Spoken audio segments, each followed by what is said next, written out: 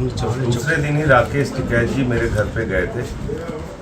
पत्नी और परिवार के लोगों से, माता जी से मुलाकात की, पिताजी से मुलाकात की और भरोसा दिलाया था कि इस परिस्थिति में किसान नेता खुद राकेश टिकैत जी, उनका संगठन हमारे साथ है। जब दिल्ली में किसानों का आंदोलन हुआ था, आपको याद होगा, मैंने पार्लियामेंट में उस समय बिल का विरोध किया था। केजरीवाल साहब ने और पूरी पार्टी ने किसानों का समर्थन किया था। और मुझे आज बहुत अच्छा लगा कि आदरणीय नरेश टिकैत जी ने भी अरविंद केजरीवाल जी की गिरफ्तारी का विरोध किया। मैं समझ नहीं पा रहा हूँ कि हम लोगों का गुनाह क्या है, गलती क्या हुई हम लोगों से। स्कूल अच्छे बनवा दिए केजरीवाल साहब ने, ये उनकी गलती है। या अस्पताल अच्छे बनवा दिए, ये उनकी गलती है। या बिजली माफ़ कर दी लोगों की, पानी माफ़ कर दिया, महिलाओं के लिए बस की फ्री यात्रा कर दी, ये उनकी गलती है क्या? क्या गुनाह क्या है उनका? उनको उठा के आपने जेल में डाल दिया। मैं पार्लियामेंट में बोलता था इसलिए मुझे उठा के जेल में डाल दिया। मनीष सिसोदिया जी शिक्षा के क्षेत्र में अच्छा काम कर रहे थे, उनको उठा के जेल में डाल दिया। सत्येंद्र जैन जी मोहल्ला क्लिनिक का मॉडल लेके आए, उनको उठा के जेल में डाल दिया। मतलब करना क्या चाहते हैं आप कैसे देश को चलाना चाहते हैं? तीनों काले कानून के खिलाफ हमारे किसान भाई 1 साल तक सड़क पर बैठे रहे, आपको दया नहीं आई? 750 किसानों ने अपनी शहादत दे दी। आज तक उनको एमएसपी की गारंटी जो आपने कहा था कि 50% बढ़ाकर मुनाफा देंगे, आज तक आप नहीं कर पाए। स्वामीनाथन आयोग की रिपोर्ट लागू नहीं कर पाए। आप क्या कर रहे हैं इस देश के लोगों के साथ?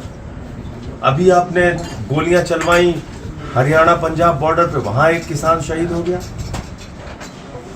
तो ये ठीक नहीं है और इसलिए हम लोगों ने तय किया है कि भाई हम तो लड़ेंगे इनसे, हम इनसे संघर्ष करेंगे और भारत के लोकतंत्र को बचाने के लिए, संविधान को बचाने के लिए। आपने देखा अयोध्या के सांसद लल्लू सिंह कह रहे हैं संविधान बदलना है।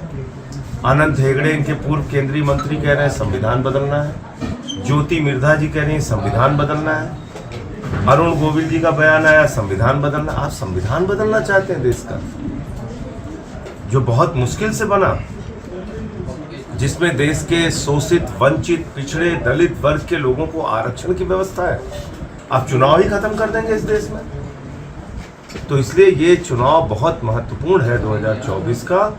भारतीय जनता पार्टी देश का संविधान बदल देगी, जो कि खुद उनके नेता कह रहे हैं, और भारतीय जनता पार्टी देश में आरक्षण खत्म कर देगी और चुनाव खत्म कर देगी। तो अगर संविधान बदल दिया जाएगा, चुनाव खत्म हो जाएगा, आरक्षण खत्म हो जाएगा, तो लोगों के अधिकार खत्म हो जाएंगे। फिर चाहे जितनी महंगाई बढ़ाए हम कुछ बोल नहीं सकते, चाहे जितनी बेरोजगारी बढ़ाए हम कुछ नहीं बोल सकते, क्योंकि हमारे पास वोट की ताकत तो रहेगी नहीं जो हमारे संविधान ने हमको दी। तो इसलिए ये बहुत महत्वपूर्ण है और हम सबको इस बारे में सोचना है।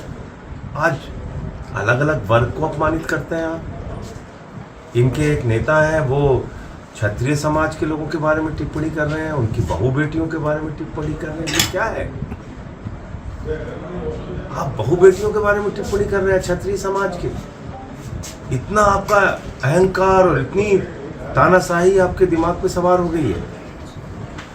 तो मैं, जो केंद्रीय मंत्री रूपाला जी ने जो बयान दिया है क्षत्रिय समाज को लेकर और उनके बहू बेटियों को लेकर, मैं सावधान करना चाहता हूँ पूरी की पूरी भारतीय जनता पार्टी को।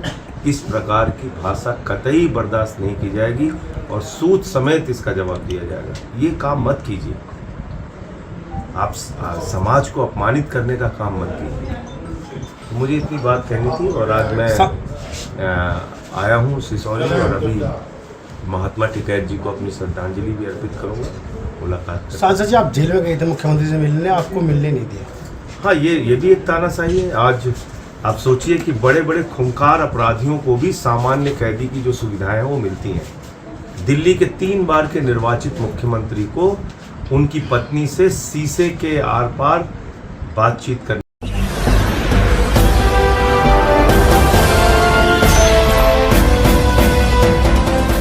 आप देख रहे हैं लाइव न्यूज 99, राष्ट्र सबसे पहले।